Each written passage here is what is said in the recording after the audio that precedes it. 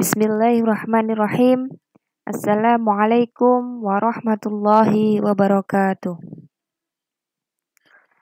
Selamat pagi, apa kabar anak-anakku kelas 10 SMK Nurul Azhar? Dimanapun kalian berada, mudah-mudahan Allah selalu melindungi kita semua dan dalam keadaan sehat walafiat. Hari ini kita akan belajar mata pelajaran simulasi dan komunikasi digital. Sebelum memulai materi, marilah kita berdoa terlebih dahulu agar materi yang kita pelajari mudah dipahami dan dapat bermanfaat bagi kita semua. Amin. Ya Rabbal Alamin. Pada pertemuan sebelumnya, kita sudah membahas tentang pengertian peta minda. Maka, hari ini kita melanjutkan materi kegunaan, manfaat, dan pembuatan peta minda. Kita ulas terlebih dahulu, apa sih pengertian peta minda? Peta minda adalah diagram untuk mewakili tugas, kata-kata atau konsep, dan sesuatu yang terkait yang disusun di sekitar konsep tersebut atau subjek menggunakan tata letak grafis yang memungkinkan pengguna untuk membangun kerangka kerja di sekitar konsep sentral. Jadi, peta minda adalah sebuah diagram untuk mewakili sebuah tugas atau konsep. Pembahasan kita kali ini adalah tentang kegunaan, manfaat, dan pembuatan peta minda. Kegunaan peta minda. Kegunaan peta minda di sini ada 5, yaitu yang pertama problem solving, yang kedua memorizing, yang ketiga goal setting, yang keempat planning, dan yang terakhir adalah meeting. Yang pertama, problem solving, yaitu ketika kita ingin menemukan ide yang kreatif, yang inovatif, dan jalan keluar yang kreatif. Jadi, problem solving itu adalah sebuah pemecahan masalah yang akan kita temukan melalui ide yang kreatif, melalui ide yang inovatif, dan jalan keluar yang kreatif. Yang kedua, memorizing.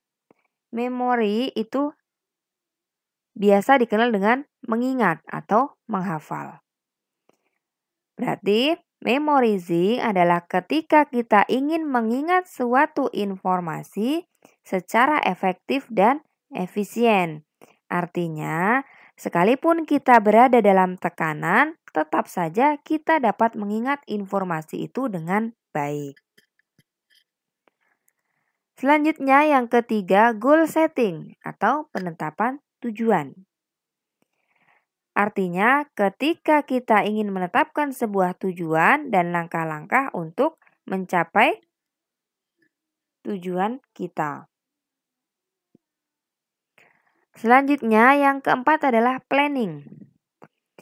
Planning adalah ketika kita sedang berpikir untuk mengubah karir kita atau memulai usaha baru, yaitu sebuah perencanaan untuk memperbaiki yang sudah ada atau memulai yang belum ada atau memulai sesuatu yang baru. Dan yang terakhir adalah meeting. Meeting itu adalah pertemuan atau ketika kita ingin mengadakan sebuah rapat yang efisien dan lancar atau mengadakan sebuah pertemuan.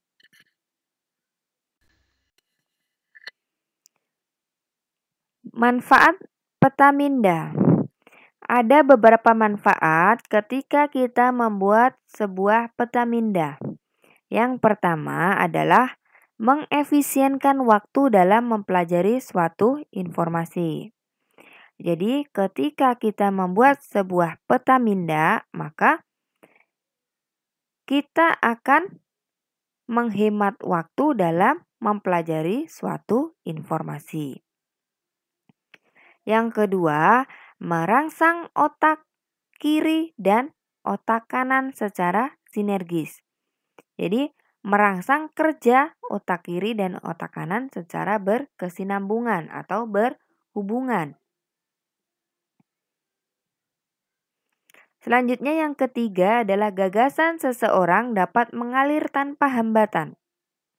Jadi ketika kita membuat sebuah peta minda, gagasan seseorang itu akan mengalir begitu saja tanpa adanya hambatan. Kenapa? Karena sudah ada alurnya. Jadi ide-ide itu akan muncul dengan sendirinya. Selanjutnya yang keempat, mempermudah dalam membuat suatu rencana atau pilihan yang dicapai. Jadi, ketika kita membuat sebuah peta minda, itu akan membuat rencana kita atau pilihan kita itu lebih mudah dalam perencanaannya. Yang kelima, mengembangkan sebuah ide. Dengan adanya peta minda, kita dapat mengeluarkan ide-ide baru, memperbaiki sesuatu yang sudah ada dan mengeluarkan sesuatu yang baru. Dan yang terakhir adalah memberi pandangan menyeluruh tentang pokok masalah. Jadi dengan adanya peta minda, itu kita akan lebih mudah dalam membaca suatu pokok permasalahan.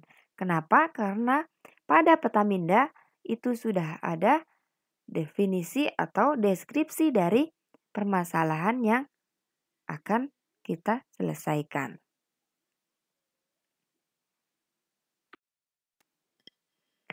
Selanjutnya, tahapan pembuatan peta minda.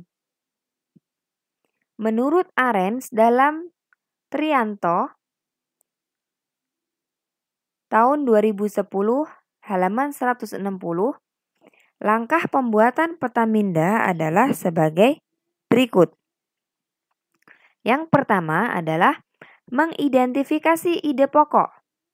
Prinsip yang melingkupi sejumlah konsep, misalnya komponen informasi. Jadi, mengidentifikasi ide pokok, di sini contohnya, ide pokoknya kita adalah liburan keluarga. Silahkan dilihat di gambarnya ya. Ide pokoknya adalah liburan keluarga. Yang kedua, mengidentifikasi ide atau konsep sekunder yang menunjang ide pokok. Contohnya, ketika kita merencanakan sebuah liburan keluarga, maka apa yang akan kita lakukan? Yang pertama, jalan-jalan. Di sini ya, dilihat. Selanjutnya, aktivitas apa yang akan kita lakukan di sana? Misalnya, aktivitas apa? Lalu perlengkapan apa? Lalu bersama siapa kita pergi? Itu ya. Nah, itu adalah konsep sekunder yang menunjang ide pokok. Selanjutnya, yang ketiga, menempatkan ide utama di tengah atau puncak peta tersebut. Jadi menempatkan ide utama yang tadi ide pokok itu ada di tengah. Selanjutnya, mengelompokkan ide sekunder di sekeliling ide utama secara visual, menunjukkan ide tersebut dengan ide pertama. Jadi yang ide pokok itu adalah liburan keluarga, sedangkan ide sekunder itu adalah aktivitas, jalan-jalan, orang, dan perlengkapan.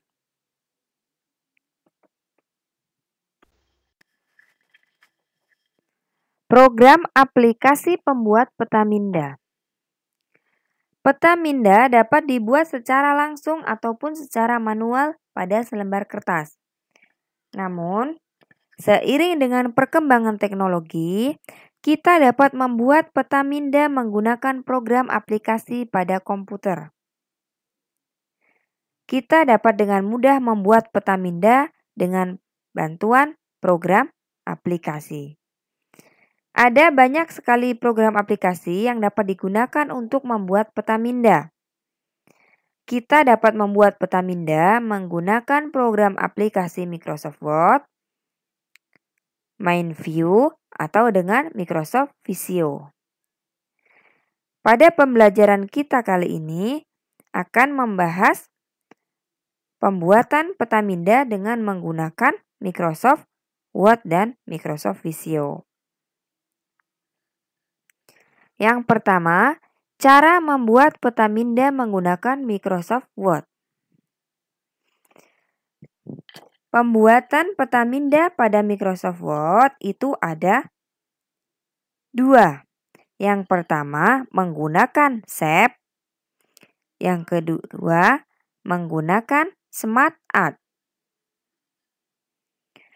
Langkah-langkah yang harus dilakukan untuk membuat peta minda menggunakan Shape adalah yang pertama, buka program aplikasi Microsoft Word. Kemudian, buat dokumen baru, pilihlah blank dokumen. Selanjutnya, yang ketiga, pilih menu Insert, lalu pilih Shape. Yang keempat, pilihlah gambar bentuk kotak dengan klik, tekan, dan drag untuk membuat beberapa kotak dapat melakukan copy dan paste. Selanjutnya, untuk membuat garis, lakukan cara yang sama. Hanya pilih objek garis. Selanjutnya, Anda dapat menghubungkan beberapa kotak menggunakan garis. Selanjutnya, masukkan teks sesuai tema peta minda yang akan dibuat. Di situ sudah ada contohnya. Ada add shape after, ada add shape before, ada add shape above, dan add shape below. Pilih kotak yang akan dimasukkan teks, pilih kanan atau klik kanan pada mouse. Lalu pilih add text dan ketikkan teks yang akan dimasukkan. Nanti hasilnya seperti di gambar.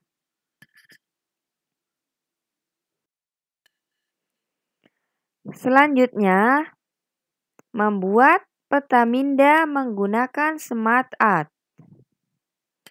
Yang pertama, buka program aplikasi Microsoft Word. Yang kedua, buat dokumen baru. Pilihlah blank dokumen. Cara yang 1 dan 2 ini sama seperti cara yang pertama tadi menggunakan Shape ya. Lalu yang ketiga, pilih Insert, lalu pilih Smart Art. Di gambar sudah ada. Lalu yang keempat, pilih bentuk bagan yang sesuai dengan kebutuhan. Setelah memilih bagan, silakan tekan OK. Lalu isilah teks pada bagan sesuai dengan tema peta minda yang akan kita buat. Gampang ya?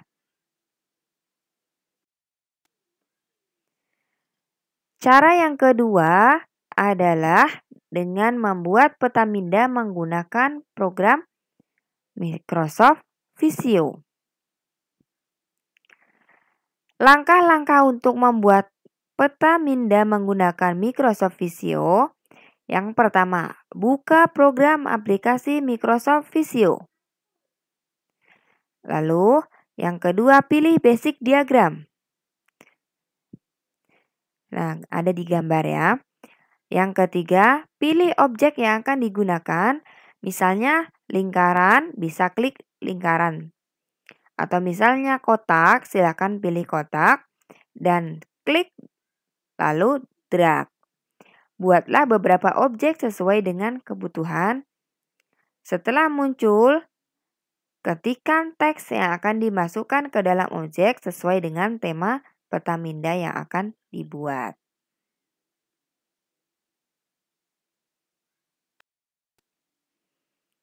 Baik, materi hari ini cukup sekian. Jika ada pertanyaan, silakan komen di video ini atau bisa langsung japri ke nomor Ibu. Jangan lupa subscribe, like, komen, dan share. Terima kasih. Assalamualaikum warahmatullahi wabarakatuh.